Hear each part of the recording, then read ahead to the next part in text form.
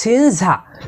Scene ঝা এর মাখরাজ হলো জিহ্বার আগা এবং সামনের নিচের দুই দাঁতের গোড়া একসঙ্গে লাগিয়ে সিন ঝা উচ্চারিত হয়।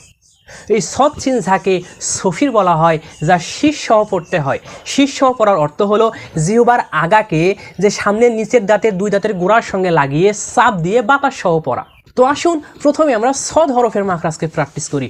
সদ হরফকে কেমন করে পড়তে হয়? সদ হরফকে জিহ্বার আগা সামনের নিচে দুই দাঁতের গোড়ার সঙ্গে লাগিয়ে শীর্ষসহ মোটা করে পড়তে হয়। যেমন সদ সদ সদ।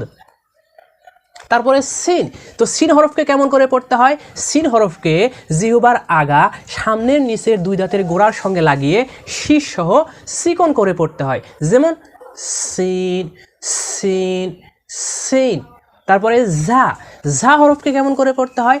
ঝা হরফকে জিহ্বার আগা সামনের নিচের দুই দাঁতের গোড়ার সঙ্গে লাগিয়ে শীর্ষসহ পড়তে হয়। যেমন ঝা ঝা ঝা।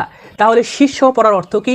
শীর্ষসহ পড়ার অর্থ হলো যে জিহ্বার আগাকে সামনের নিচে দুই দাঁতের গোড়ার সঙ্গে লাগিয়ে চাপ দিয়ে বাতাস সহ পড়া। তাহলে আমরা পেলাম যে সদ সিন ঝায়ের মাখরাজ হলো জিহ্বার আগা এবং সামনের নিচে দুই দাঁতের গোড়া একসঙ্গে লাগিয়ে শীর্ষসহ পড়তে হয়। তন্মধ্যে সদ হরফকে শীর্ষসহ মোটা করে, সিনকে শীর্ষসহ চিকন করে এবং ঝাকে শীর্ষসহ পড়তে হয়। আশা করি আপনারা সদ সিন এবং ঝায়ের মাখরাজ বুঝতে পেরেছেন।